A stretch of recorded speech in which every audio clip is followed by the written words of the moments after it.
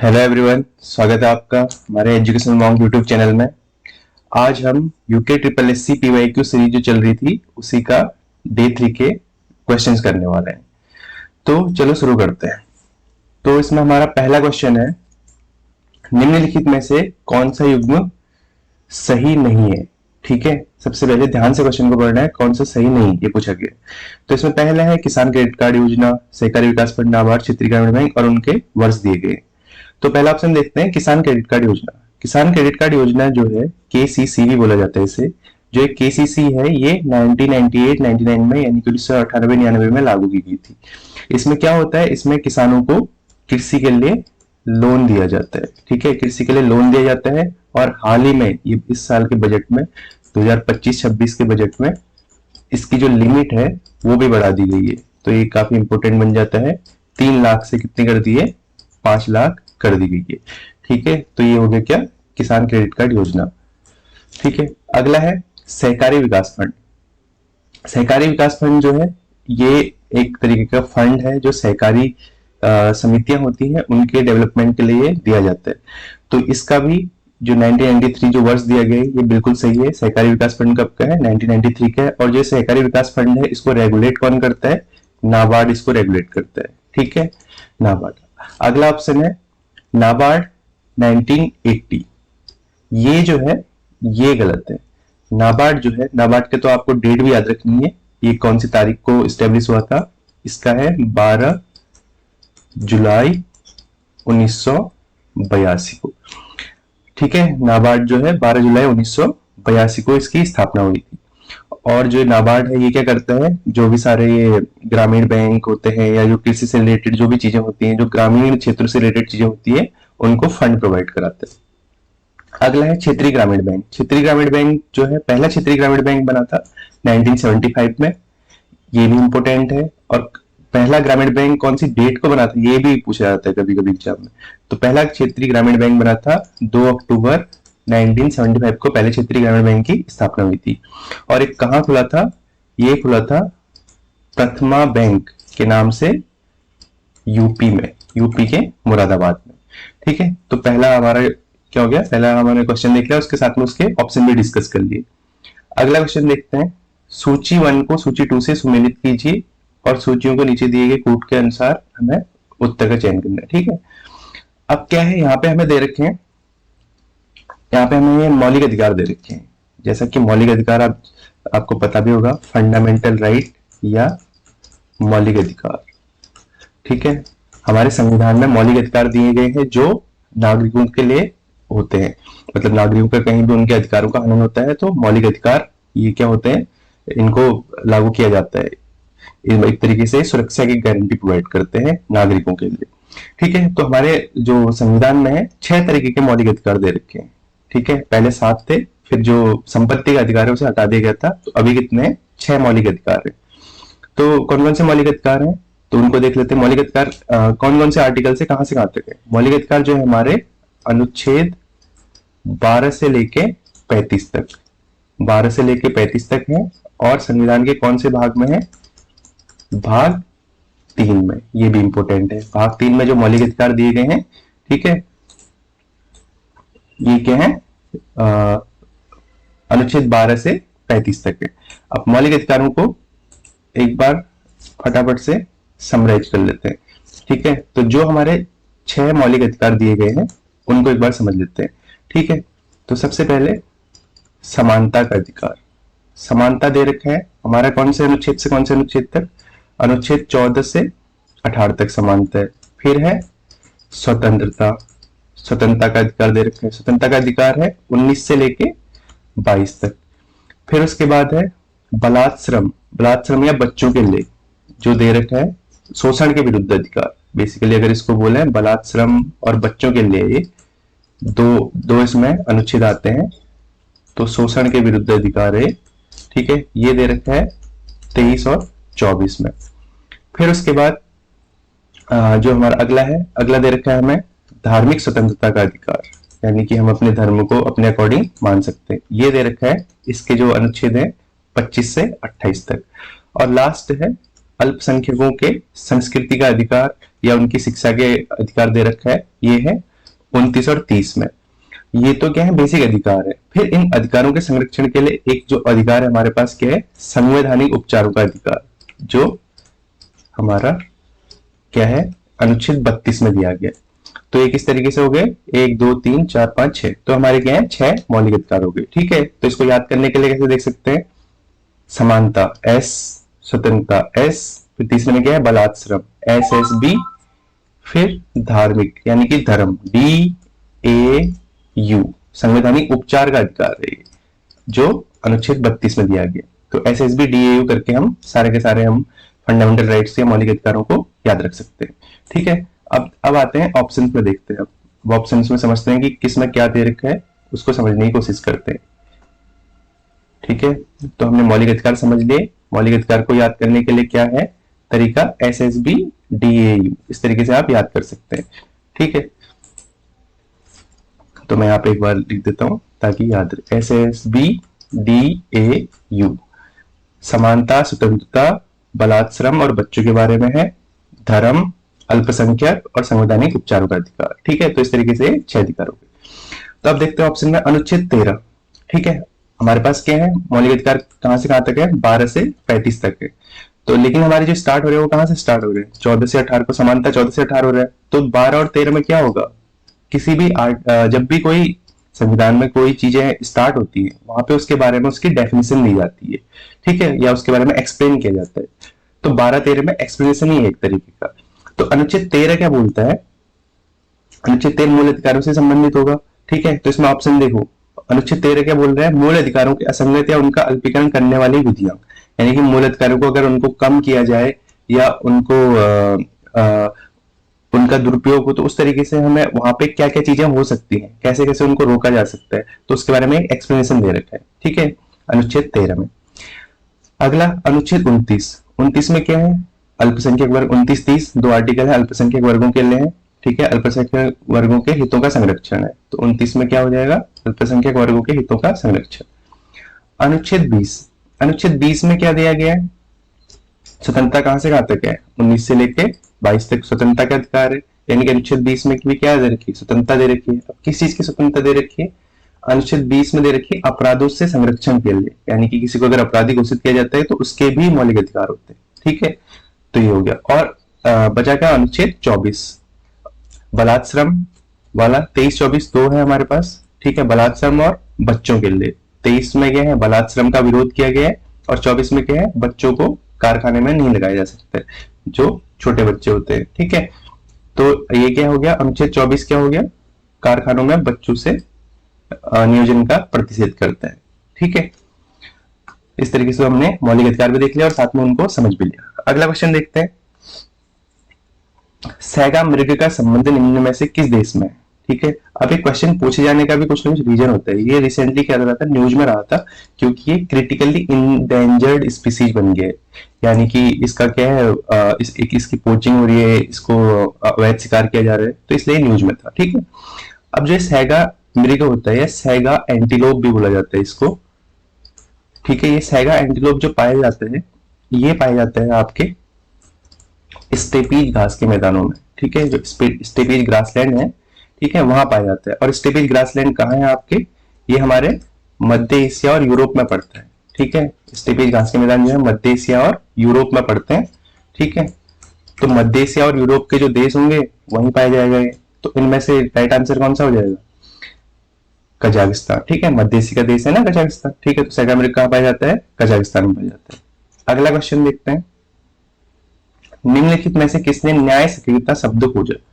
ठीक है, अब जो न्याय सक्रियता शब्द है, इसका मतलब क्या होता है, जब कहीं भी संविधान का एक्सप्लेनेशन करना होता है या संविधान की किसी जिस एक बोल सकते हैं कि जहां नागरिकों के अधिकारों की बात आती है या किसी के संरक्षण की बात आती है नागरिकों के, तो वहां क्या करता है, कभी कभी संसद ऐसे लॉ बना देती है जिसमें क्या है, नागरिकों के अधिकारों का संरक्षण का हनन होता है।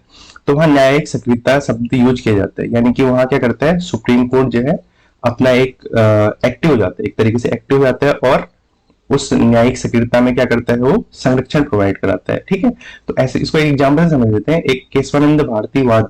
ठीक है, इंपोर्टेंट वाद है केशवानंद भारती। केशवानंद भारतीवाद में क्या किया गया था, 1973 का, ये इसका ईयर भी याद रखना है। इसमें क्या किया था, मूल संरचना में,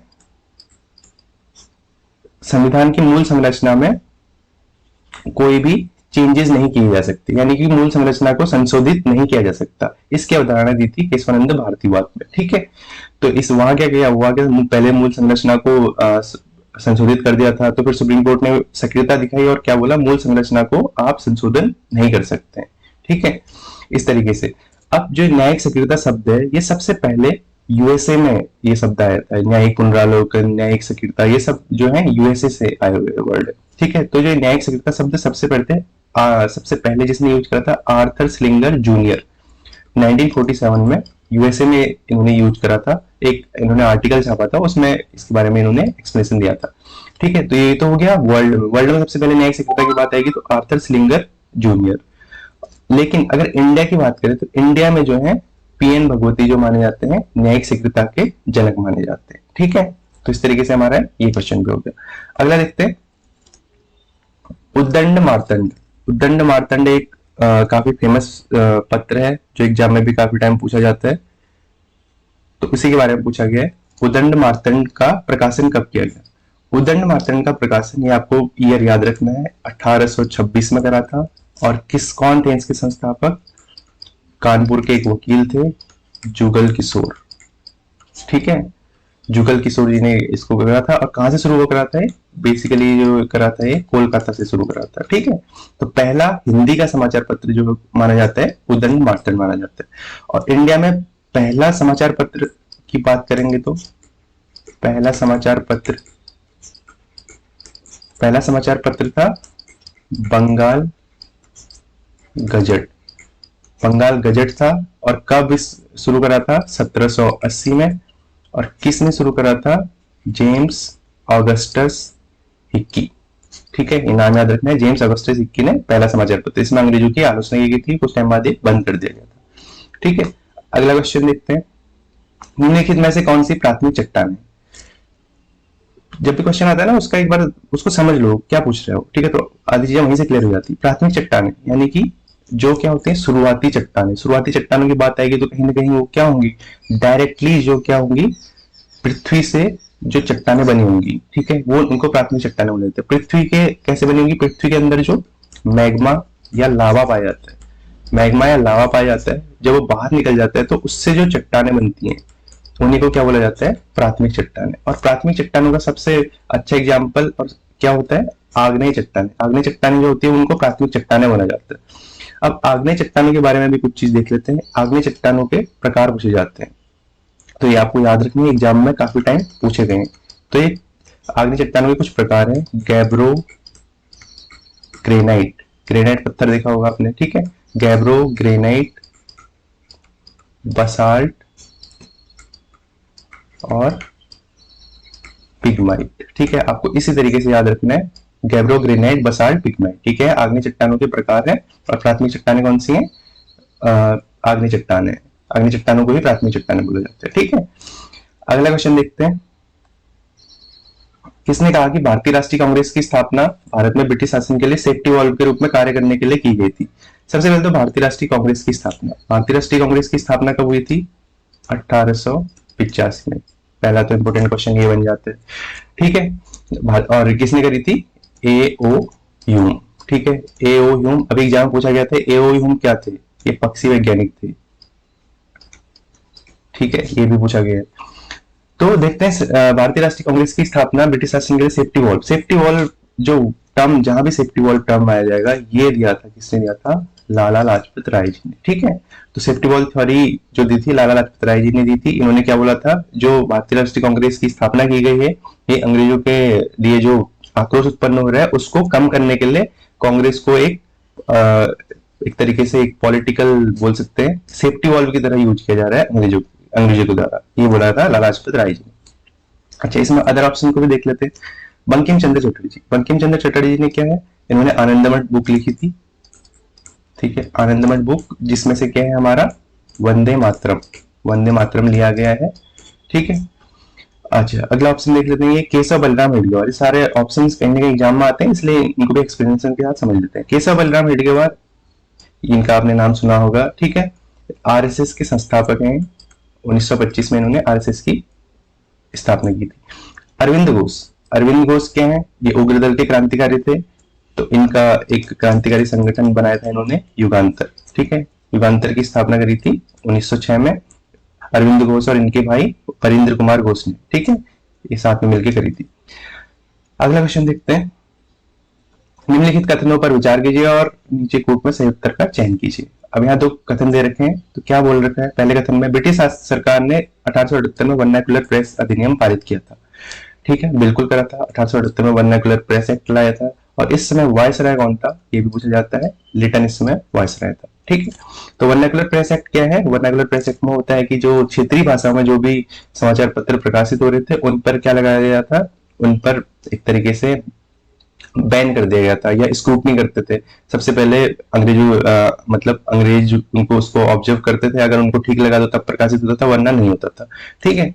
दूसरा कथन क्या बोला जा रहा है, इस अधिनियम का उद्देश्य भारतीय समाचार पत्रों को अधिक स्वतंत्रता नहीं, इसने तो रोक लगा दी थी। तो हमारा क्या हो गया, पहला कथन सही है, दूसरा कथन गलत है। तो ऑप्शन सही देखेंगे तो केवल कथन 1 सही है। अगला क्वेश्चन देखते हैं। सूची 1 को सूची 2 से सुमेलित कीजिए। अब यहाँ क्या है, संविधान की कुछ अनुसूचियां दे रखी हैं और किस अनुसूची में क्या है वो दे रखा है, ठीक है। तो अनुसूचियों को भी हम धीरे धीरे समझते हुए चलेंगे, ठीक है। तो मैंने बताया था ना, संविधान में कुछ भी चीजें जब स्टार्ट होती है तो क्या होता है, एक्सप्लेनेशन दिया जाता है।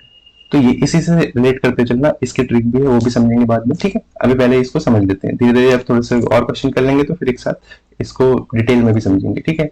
अभी क्वेश्चन के अकॉर्डिंग समझ लेते हैं। प्रथम अनुसूची, संविधान की प्रथम अनुसूची क्या बोलेगी, संविधान के बारे में एक्सप्लेनेशन देगी। अब संविधान के बारे में एक्सप्लेनेशन कैसे होगा, सबसे पहले क्या होता है, देश होता है, देश में जो जो चीजें होती हैं, जो जो जगह होती है, उनके बारे में एक्सप्लेनेशन होगा। तो प्रथम अनुसूची क्या बोलती है, संघ एवं संघ शासित प्रदेश के नाम और उनका विस्तार के बारे में बात करती है, ठीक है। अच्छा, अब अगला पूछा गया आठवीं अनुसूची। आठवीं अनुसूची क्या है, आठवीं अनुसूची करती है भाषाओं से संबंधित है। जो भारत में जो भाषाएं हैं, संविधान के अंदर जो वर्णित भाषाएं हैं कितनी है, 22 भाषाएं हैं, उनके बारे में बताया गया है किसमें, आठवीं अनुसूची में। 10वीं अनुसूची, 10वीं अनुसूची को याद करने का बड़ा इजी सा तरीका है। 10वीं अनुसूची में दिया गया दल बदल के बारे में, ठीक है। दल बदल अब किससे संबंधित है, सांसद और विधायकों से, ठीक है। 10वीं अनुसूची में क्या दिया गया, दल बदल, यानी कि अगर कोई किसी दल में है, फॉर एग्जाम्पल किसी पार्टी में है और वो जीतने के बाद अपनी पार्टी चेंज कर दिया तो उसको अयोग्य घोषित कर दिया जाता है। ये दिया गया है 10वीं अनुसूची में। 11वीं अनुसूची, 11वीं और 12वीं अनुसूची रिलेटेड ही है, ठीक है। 11वीं अनुसूची में है पंचायत के बारे में, ठीक है।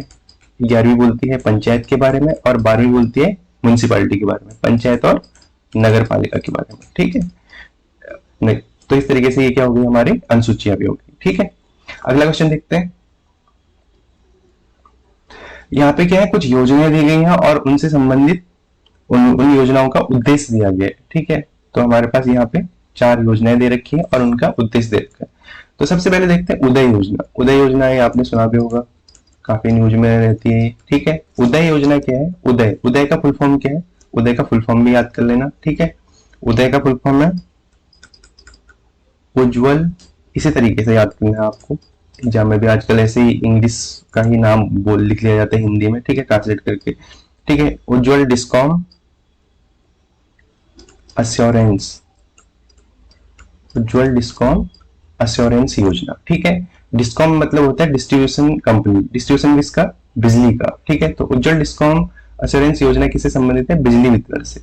कैसे बिजली वितरण, 24/7, 24 घंटे बिजली वितरण से संबंधित है। और ये योजना कब शुरू की गई थी, ये योजना शुरू कर दी थी 2015 में, ठीक है। तो ये क्या है, उज्जवल डिस्कॉम अश्योरेंस योजना, ठीक है। इनके क्या है, फुल फॉर्म भी कभी कभी पूछ ली जाती है, तो वो भी आपको याद रखनी है। तो पहले का क्या है, बिजली वितरण, ठीक है। मुद्रा योजना, मुद्रा योजना एक न्यूज में रहती ही है, सबसे ज्यादा इंपॉर्टेंट है इनमें से मुद्रा योजना। अच्छा, मुद्रा योजना का सबसे पहले तो इसका फुल फॉर्म, इसका फुल फॉर्म क्या है मुद्रा योजना का, तो इसको यहाँ पे लिख लेते हैं। हाँ, मुद्रा योजना, मुद्रा योजना का फुल फॉर्म है micro unit development and refinance agency. ये मुद्रा योजना लागू की गई थी एमएसएमई जो उद्योग होते हैं उनको ऋण देने के लिए। ठीक है, इसमें 3 तरीके के ऋण दिए जाते हैं, शिशु, किशोर और तरुण। ठीक है, ये जो मुद्रा योजना लागू की गई थी किसके लिए, एमएसएमई के लिए लागू की गई थी। ठीक है, और ये कब लागू की गई थी, इसके डेट भी इंपॉर्टेंट है, 8 अप्रैल 2015 से लागू की गई थी। ठीक है, तो ये होगी मुद्रा योजना। तो मुद्रा योजना किससे संबंधित है, सूक्ष्म इकाइयों को दिए गए ऋण से, एमएसएमई में आते हैं ना सूक्ष्म मध्यम लघु। ठीक है, अगले है हृदय योजना। हृदय योजना, इसका भी फुल फॉर्म आप नोट कर लीजिए। ठीक है, हृदय योजना में इसका फुल फॉर्म क्या है, ये बेसिकली हेरिटेज से, इसका फुल फॉर्म नहीं पूछा जाता, ये क्या है किस लिए है ये पूछा जाता है। तो इसमें पहला बस ये याद रख लेना, हेरिटेज। ठीक है, हेरिटेज से रिलेटेड है, यानी कि जो विरासत स्थल है उनके क्योंकि ये अभी बंद हो चुकी है, तो बस इसका किससे संबंधित है ये ज्यादा पूछा जाएगा। ठीक है, हृदय योजना जो है इसके बारे में यहाँ पे लिख देता हूँ, हेरिटेज डेवलपमेंट से संबंधित है।